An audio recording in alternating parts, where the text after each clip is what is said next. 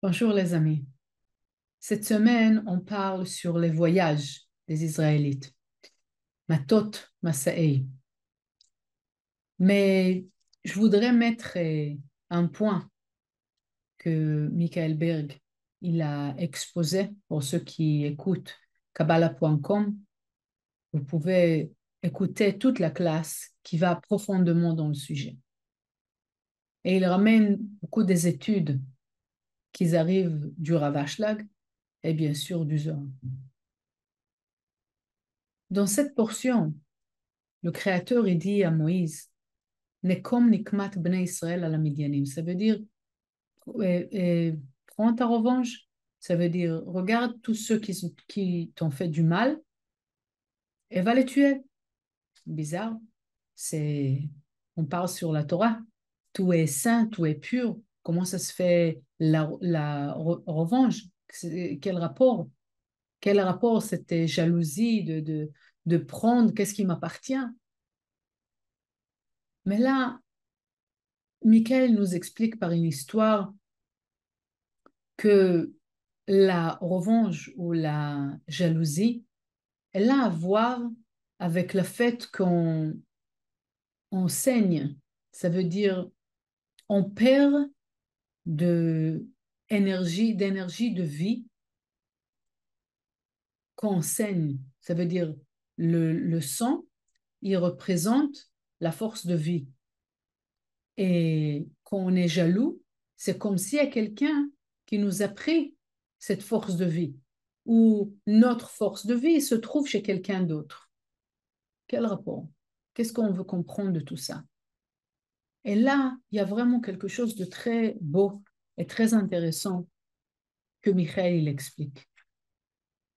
Et je veux que vous réflectez aussi pour vous-même, parce que chaque jour, les kabbalistes nous disent, on reçoit une énergie supplémentaire chaque jour, une énergie spéciale pour la journée pour qu'on puisse faire toutes les bonnes choses qu'on a à faire ce jour-là. Ça veut dire chaque jour de notre vie peut être miraculeux. Mais ça dépend de nous. Qu'est-ce qu'on fait avec cette énergie? Si on veut, à la base, on reçoit la force et l'énergie pour pouvoir le faire. Est-ce que ça va se manifester? Ça va dépendre de nous.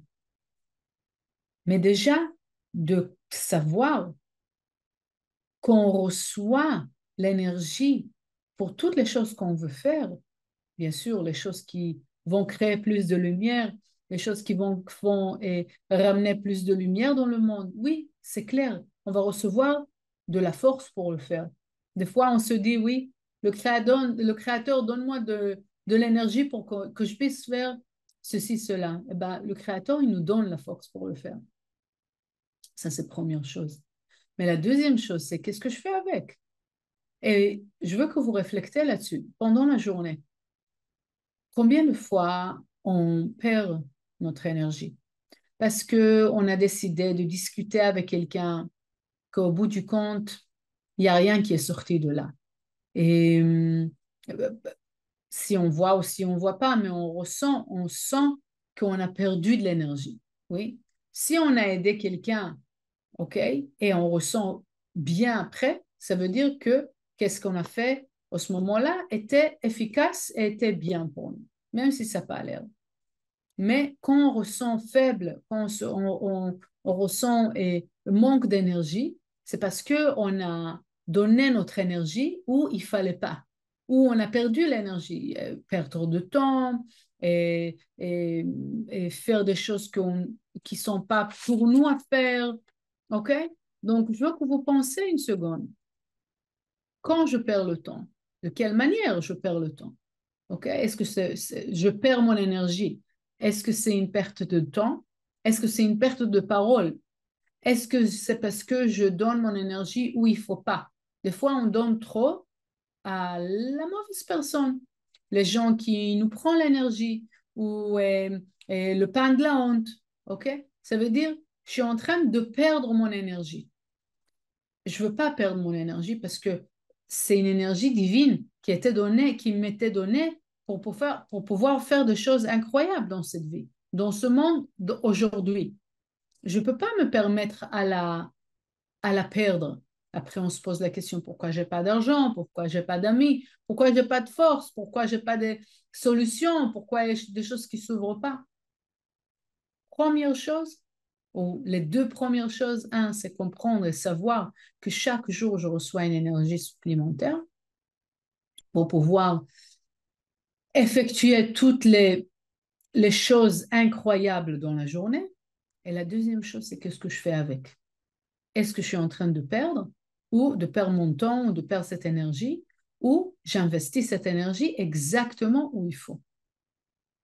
Donc ça, c'est la première chose, de faire attention que je ne suis pas en train de perdre mon énergie.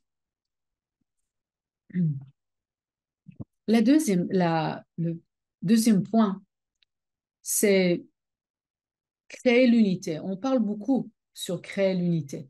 Oui. Qu'est-ce que ça veut dire exactement, créer l'unité? Alors voilà. À chaque jour, quand les choses se passent, on a la tendance de créer une séparation. Cette personne, elle m'a fait du mal, donc elle ne fait pas partie de ma vie ou elle ne fait pas partie de la lumière.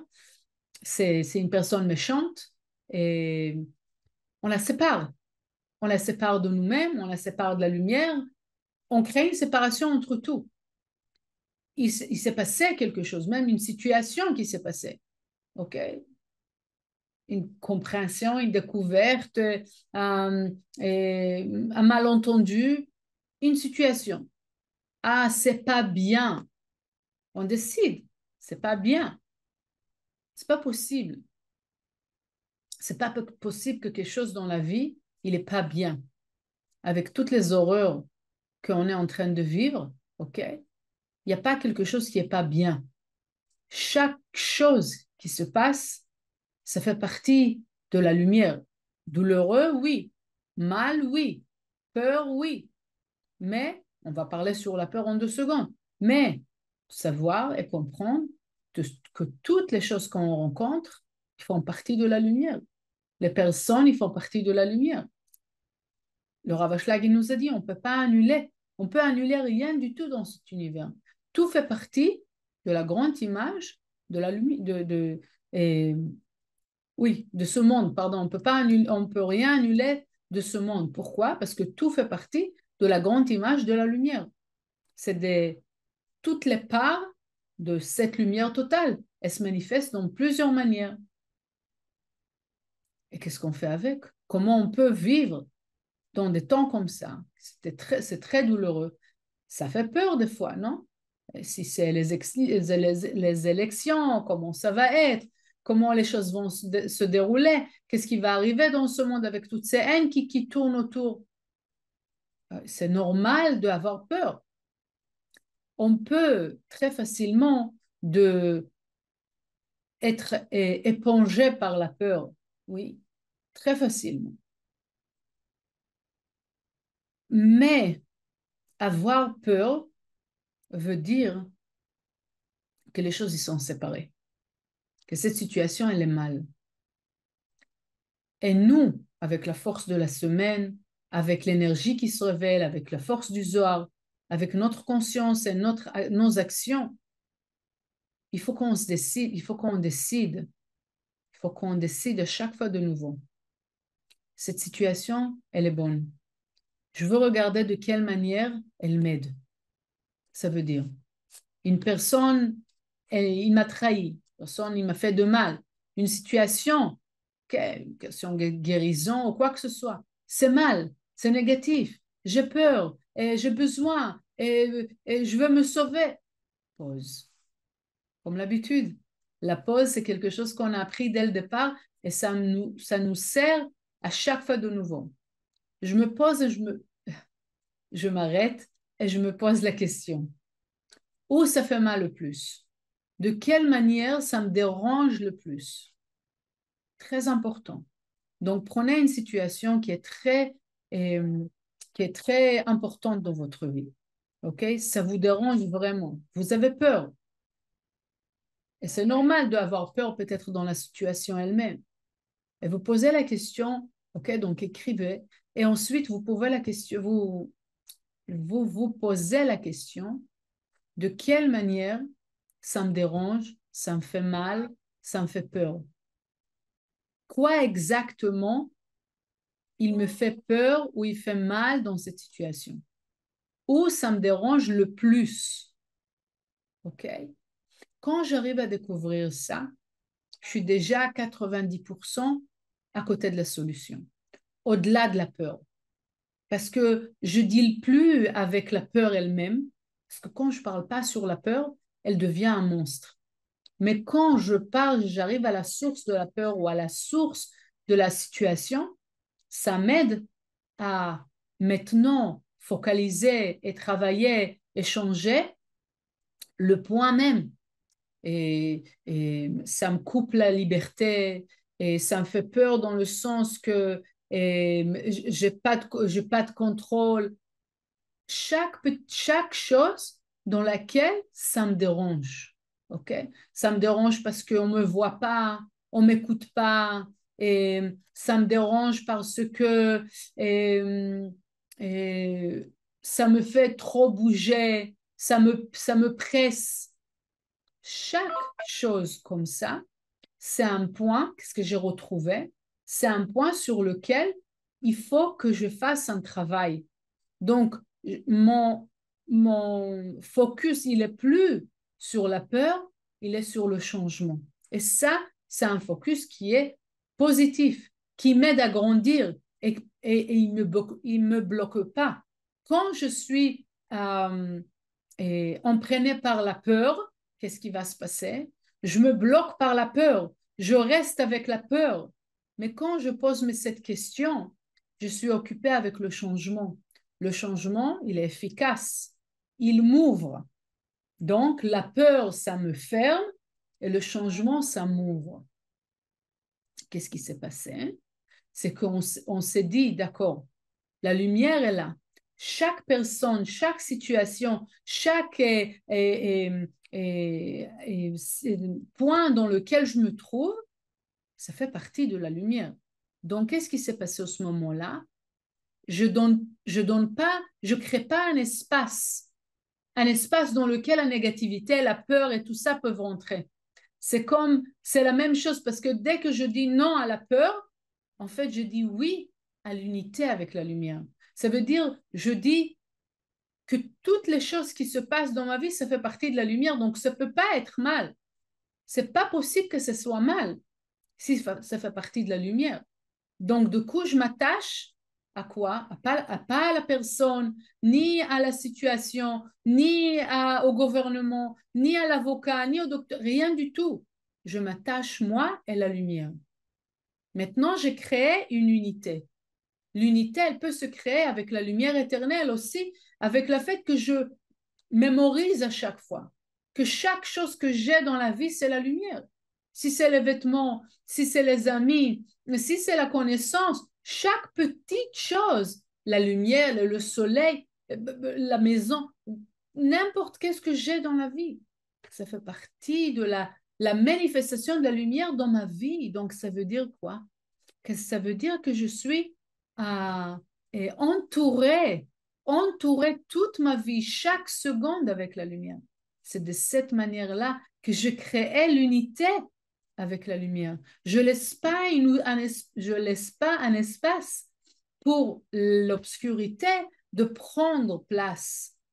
Donc, du coup, la peur, elle a plus de place. OK? Pour deux raisons. Un, parce que j'ai fait tout le nécessaire à chaque fois de choisir de voir comment je suis unie avec la lumière. Et la deuxième chose, c'est que je mémorise tout le temps comment la lumière, elle fait partie dans ma vie. Elle est là présente. Et c'est ça qui m'aide aussi avec surmonter la peur, parce que la peur, elle a plus de sens, parce que j'ai une union avec la lumière. Elle a plus de place. J'ai pas besoin euh, de se battre, ne pas avoir peur, ne pas avoir peur. Non, parce que je suis occupée avec le changement maintenant. C'est clair?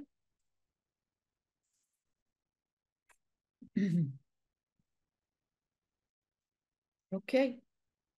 Maintenant, il faut être conscient de la troisième chose. la raison pour laquelle on n'arrive pas à voir le, le bonheur. OK? Le bonheur, ça peut tout dire. OK? Ça peut être que les choses fonctionnent d'une bonne manière, même si pas comme j'ai décidé, mais je vois l'intervention de la lumière, oui. Je vois qu'il y a quelque chose au-delà qui se passe. Et je veux quelque chose et les choses commencent à s'ouvrir et à s'arranger. Donc, pas tout le temps, on a cette impression que la lumière, elle est là. On a cette impression que la lumière, elle est présente, que la lumière nous guide. Beaucoup de fois, j'entends des élèves, j'ai parlé avec la lumière, elle n'a pas répondu. Pas possible. Peut-être on n'a pas entendu. Oh, on n'a pas pu entendre, on n'a pas eu le vase pour entendre. Mais la lumière, elle répond. Alors, qu'est-ce que je peux faire pour ouvrir, oui, ouvrir euh, comment dire, ce barrage entre nous et la lumière, pour que la lumière passe d'une manière beaucoup plus forte. Donc, c'est encore une fois, c'est d'où je commence. Et le point qui fait la différence, c'est qu'est-ce que je fais avec la peur, la, la, et la colère et tous ces sens négatifs qui grandissent à l'intérieur de nous pour la jalousie, pour une raison ou pour une autre. Même si on peut avoir raison, OK? Ben, prenez une seconde de dire, tu sais quoi, tu as tout à fait raison. Mais maintenant, tu as un choix d'avoir raison ou d'être avec la lumière. Vous faites votre choix. Si vous voulez garder le drapeau d'avoir raison, on peut continuer comme ça. Pas forcément on ouvrira la porte de la lumière. Parce que pour la porte de la lumière, on a besoin de surmonter la peur, de surmonter la séparation. Rien comme ça, on peut ouvrir la porte pour que la lumière, elle rentre.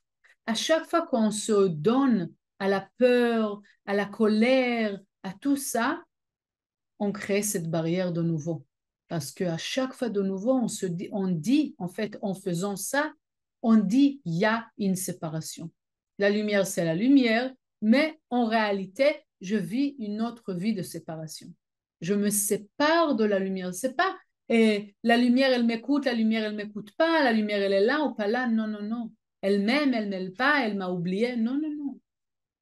Comme la blague du rave, oui, la lumière, elle n'est pas partie en vacances. La lumière, elle est là, sans arrêt, sans arrêt. Elle veut nous donner sans arrêt. C'est à nous d'ouvrir la porte. Comment on ouvre la porte? On a dit, on ne veut pas euh, tomber dans cette conscience de bien, mal, et c'est à cause de lui, c'est lui qui m'a fait, il m'a dit comme ça, et on m'a fait du mal. À chaque fois, c'est à cause de différentes choses qu'à chaque fois, je ne réussis pas. Non, c'est pas possible. Pas possible. Parce que la lumière, elle veut me donner tout. Je ne peux pas donner des milliards de raisons pourquoi pas. Je dois me poser la question pourquoi, qu'est-ce que je dois changer à l'intérieur de moi pour que j'arrive. Et le point, c'est de savoir que quand j'accuse et quand je suis en colère et quand je trouve à être jaloux de quelqu'un, vous trouvez des raisons pourquoi je vois pas le bien dans ma vie. Non, ça crée une séparation entre moi et la lumière. Quand ça crée cette séparation, il y a le muraille qui tombe entre nous deux. Et c'est pour ça qu'on n'arrive pas à voir le bien de la lumière, le mouvement de la lumière. Dès qu'on arrive à trouver le point, comme on a dit tout à l'heure, on pose la question, quel sentiment, pourquoi je suis comme ça, ou je me sens comme ça, et je vois pourquoi ça m'énerve, pourquoi ça me dérange, je trouve le point, je travaille sur ce point-là. Tout le reste, c'est bon. Tout le reste, c'est bon, c'est une seule unité. Donc, de coup, je crée l'unité avec la lumière. Donc, de coup, je commence à voir la présence de la lumière dans toutes les choses que j'aime. Voilà. Je vous laisse avec un petit passage du Zohar pour vraiment mettre en pratique, absorber toute la compréhension. Écrivez, comprenez, s'il faut réécouter, mais faites le travail. Ça ne sert à rien si on écoute seulement et on passe à une autre chose pour la journée. C'est toutes les choses qu'on partage doivent être très, très pratiques. Écrivez, comprenez, fonctionnez. D'accord? Je vous lis un passage du Zohar pour vraiment et mettre à l'intérieur de vous toutes les choses qu'on a compris. Et après ça, au travail, à manifester. Encore une petite chose, pardon, encore une petite chose avant que je lis. On n'oublie pas que c'est le temps de Bein HaMeitzarim. Jusqu'au jour de 9 Av, qui est le 13 août, on va passer vraiment une période qu'il faut sentir, il faut sentir la douleur. En même temps qu'on fait tout ce travail-là et on surmonte l'illusion de la séparation, on veut aussi sentir la douleur, on n'est pas arrivé à ce niveau-là encore. Sentir la douleur, c'est OK pendant cette période-là, parce que c'est comme ça qu'on peut ouvrir notre cœur et on peut vraiment relier à ce changement. OK? Voilà. Et garder surtout, effectivement, parce que quand on voit que tout est relié, on peut pas avoir, on trouve pas la possibilité d'avoir la haine ou d'être en colère vers quelqu'un ou d'avoir la jalousie ou d'avoir peur de quelqu'un. Oui, parce qu'on est tous un. Donc, tout ça, il n'y a plus de place. Voilà. Donc, c'est important pendant cette période. C'est ça, c'est pour ça que je dis. Alors, je lis le passage 6 à la portion Matot. Il n'y a pas beaucoup, il n'y a rien que 6 phrases. Et dans cette portion-là, elle est très importante, elle est très forte. ותחזה כתיב, אמרתי לעולם חסד ייבנה, מהי חסד? הוא חד מכתרי עילאי דמלכה. דנשמתה דישראל קרא לה קדוש ברוך הוא חסד, על תנאי דיבנה ולה ישתצי חסד מעלמא. משמע דכתיב, ייבנה ובגין כך תניינן, מהי דשצי חסד מעלמא, ישתצי הוא לעלמא דעתי. ועל דה כתיב לא תהיה שתמת החוצה בגין למעבד חסד, היא מיתה והתאבד בניינה, דכתיב עולם חסד ייבנה. Je vous souhaite une bonne semaine.